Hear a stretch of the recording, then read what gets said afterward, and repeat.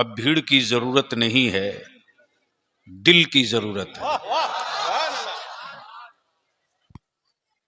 हमें मालूम है कि बॉडी बहुत अच्छी हो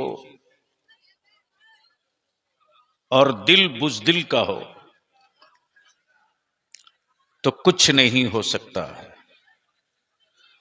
लेकिन जिस्म पतला हो, दिल इमाम हुसैन के गुलाम का हो, तो जो कोई सोच नहीं सका है वो सब हो जाएगा। मुहिब गिरामी अलहाज अल्लाह रखा साहब का फोन पहुंचा और ये जंगीपुर मेरा तीसरा सफर है। गर्चे जो कामयाबी मिलनी चाहिए नहीं मिली है, लेकिन मैंने अभी हिम्मत नहीं हारी है, इसलिए कि बलियावी जो मुर्शिदाबाद के जिला में बार बार नॉक कर रहा है वो अपने लिए नहीं,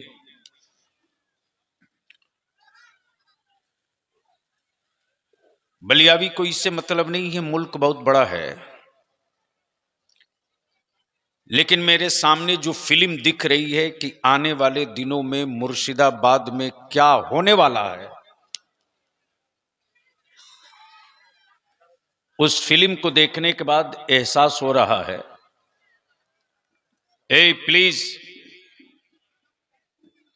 सुन सकते हो तो सुनो वरना घर जाओ।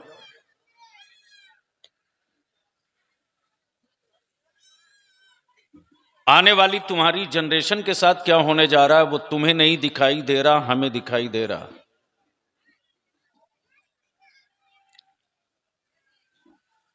और जब तक कि हम अपने आने वाली जनरेशन के लिए सीरियस नहीं होंगे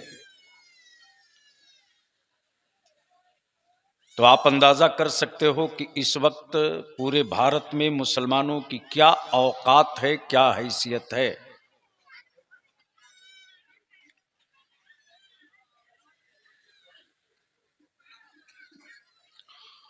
उलमा इकराम से गुजारिश है कि अगर मोबाइल से फुर्सत हो और एक आलिम के मनसब पर खुद को फायज महसूस करते हो तो चंद मिनट की मेरी गुजारिश सुन लीजिए। 100% तो आप हम रिजल्ट की उम्मीद नहीं करते, लेकिन मरने से पहले अपने सीने का बोझ हल्का करके मरना चाहेंगे कि हमने कोशिश नहीं की, हमने कोशिश की। अब इलाके के उलमा ने, अवाम ने अगर सीरियसली कोई स्टेप नहीं लिया तो मैं क्या कर सकता हूं, मैंने कोशिश की। तो इसलिए आज बलियावी की थोड़ी देर की गुफ्तगू संजीदगी से सुन सकते हो तो आप सुन लो। अलहाज अल्लाह रखा साहब ने मुझसे कहा कि एक मीटिंग में जो चल रही है तहरीक बेदारी, इसके ताल्लुक से कुछ खास लोगों की करना चाहता हूं। वक्त न रहते हुए भी वक्त मैंने निकाला, रात को हाजिर हो गया, दिन में कुछ देर बैठा भी, करीब 50-41 आदमी के करीब आए, कुछ गुफ्तगू हुई, लेकिन काम बड़ा है, लड़ाई लंबी है। अगर आपके अंदर जमीर जिंदा हो,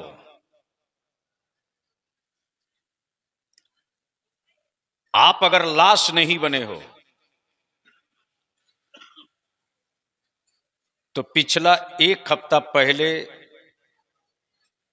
इंडिया के पार्लियामेंट का एक्सीडेंट याद कर लो। जब हिंदुस्तान की पार्लियामेंट में भारत के संविधान के रचयिता, राइटर डॉक्टर भीमराव अंबेडकर के खिलाफ किसी ने अपमान किया तो हिंदुस्तान का हर दलित, हर हिंदुस्तानी बेचैन होकर सड़क पे निकल गया। लेकिन इसी मुल्क में, इसी भारत में,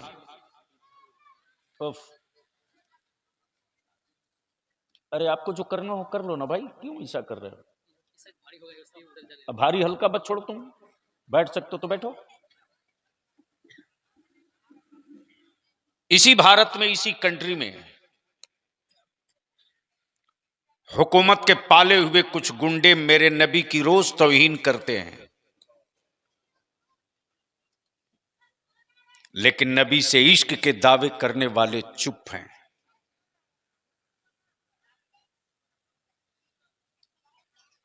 जैसे बर्फ जमी हो।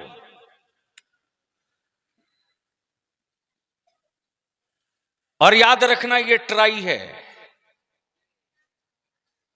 हम अपने उलमा से हाथ जोड़ के कहेंगे, ये ट्राई है।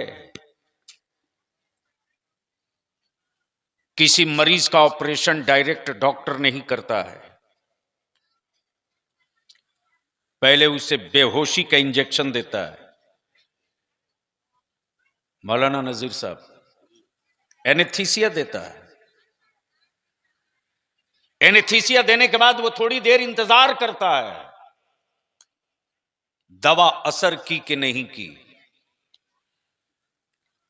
पहले बॉडी में पीन चुभोता है, जैसे ही पीन चुभाया और बॉडी में खेचन, ऐठन या एहसास अगर हो गया पेशेंट को तकलीफ का, तो डॉक्टर फिर रुक जाता है, इंतजार करता है। थोड़ी देर के बाद फिर पीन चुभोता है। अगर पूरा पीन चुभो दिया और मरीज की बॉडी पर किसी तरह का कोई एक्शन नहीं आया, तब डॉक्टर अपना नश्तर निकालता है, जितना जी चाहता है उतना काटता है।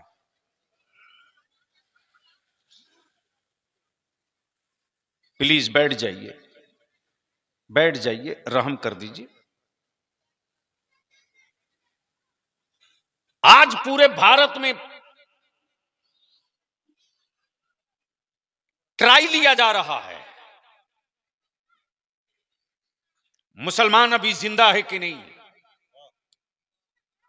मुसलमानों की जिंदगी में, वजूद में, बॉडी में ईमान अभी बचा है कि नहीं।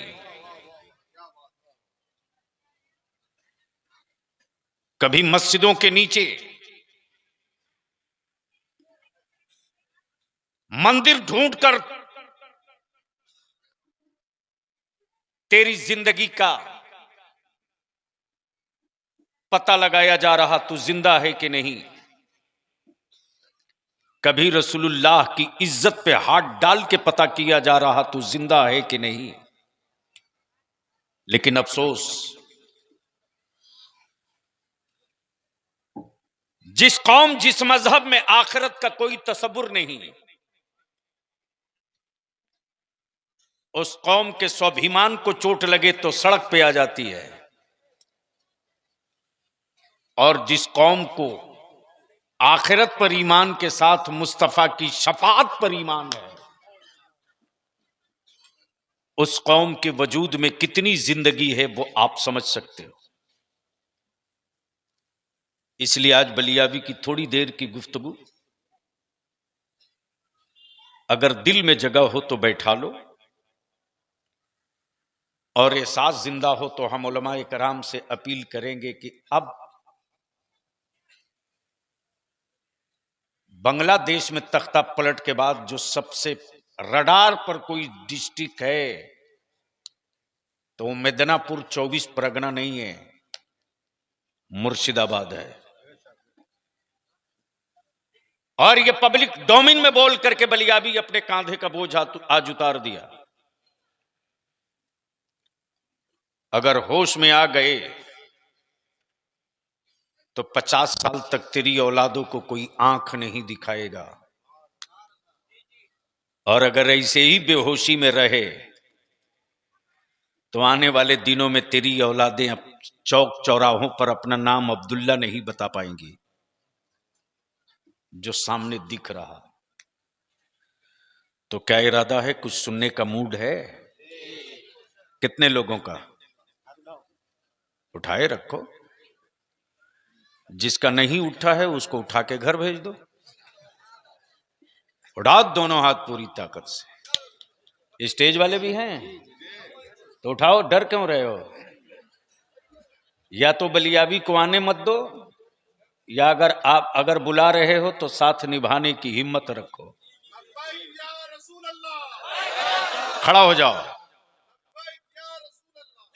आप लोग मत खड़ा हो, आप लोग नहीं, ये पहलवान। लगाओ जोर से। भाई क्या रसूल अल्लाह।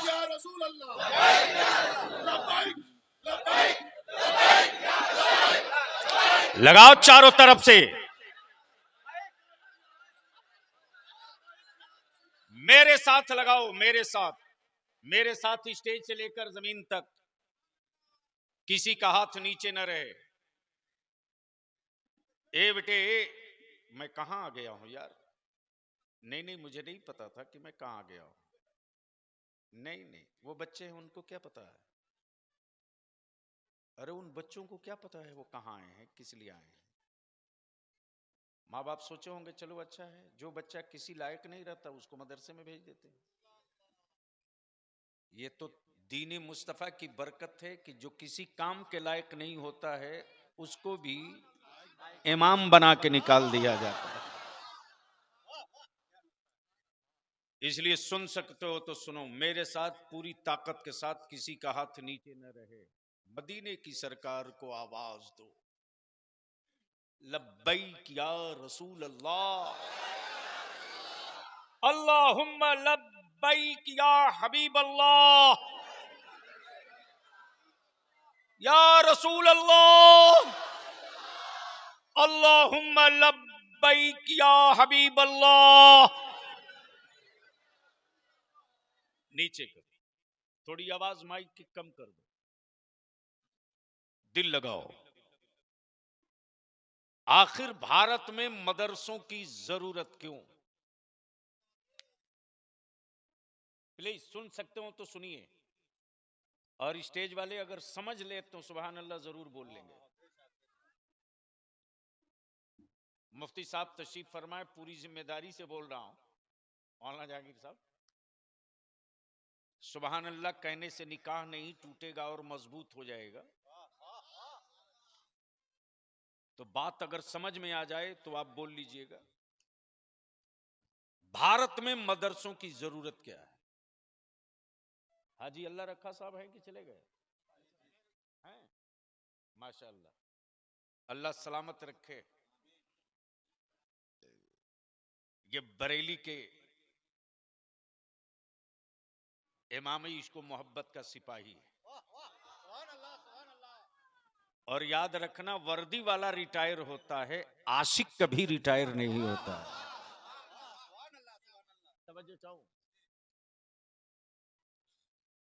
बाबू, अगर बैठ सकते हो तो बैठ लो, सुन सकते हो तो सुनो, वरना बलियाबी का कभी कभी आना आसान होता है, तकरीर कराना आसान नहीं होता। मैं इसके लिए जिंदा नहीं रखा गया हूं कि मरी हुई लाशों में डंडा मारूं। मैं इसलिए जिंदा रखा गया हूं ताकि वक्त से पहले तुझको मारने की कोई दवा मार्केट में ना बेचे। बाकी फैसला तुमको करना है। भारत में मदरसों की जरूरत क्यों?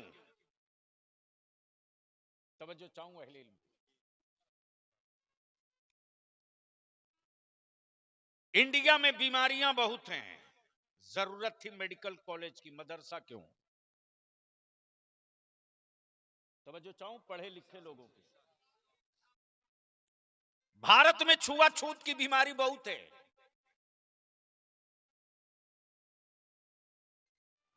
और उसके बावजूद नारा लगे कि बटोगे तो कटोगे।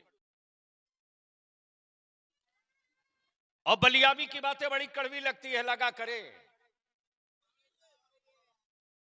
कोढ़ी के थूक के डर से ईमान वाला शहर नहीं छोड़ता है। तवज्जो चाहूं, खोपड़ी में बात आवे तो बोलेंगे, बात समझ में आवे तो स्टेज वाले बोलेंगे, वरना घर सो जाए। बोल दो, बोल दो, बोल। अगर कोई कोढ़ी डरावे कि हम थूक देंगे तुझको भी कोढ़ हो जाएगा, तो बलियाबी कहता अकल के टुअरो, जिन कोढ़ियों का इलाज कोई हॉस्पिटल नहीं करता, उन्हीं कोढ़ियों का इलाज बहराइच का मसूदे सालारे गाजी किया करता।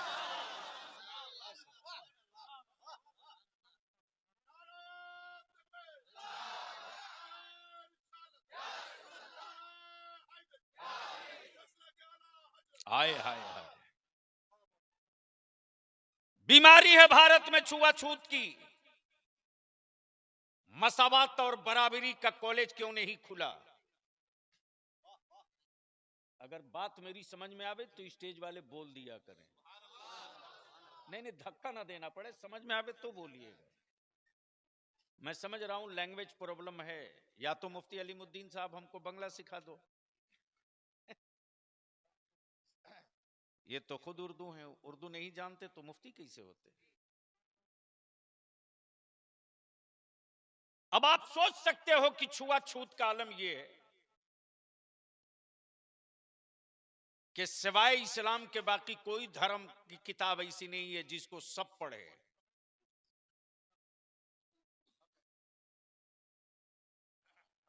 ये भी तारीख का हिस्सा है कि अगर किसी दलित ने रामायण गीता पढ़ लिया तो पिछली तारीख ये है कि उसके कान में शीशा पिला करके डाल दिया गया। तब बलियाबी कहता है, मैं यार ये छुपा हुआ मजहब नहीं है, खुला हुआ इस्लाम है। तवज्जो चाहूं, बोलोगे तो बोल लो, बोल सकते हो तो रंग में आके बोल दो। तवज्जो चाहूं, अमा यार ये इस्लाम है, छुपा हुआ नहीं है, और ये इस्लाम है, किसी की बपौती मीरास नहीं है। अब अहले इल्म दुआ दे दें तो मैं एक हिस्सा तारीख का पेश कर दूं। ये इस्लाम है, ये मक्के वालों की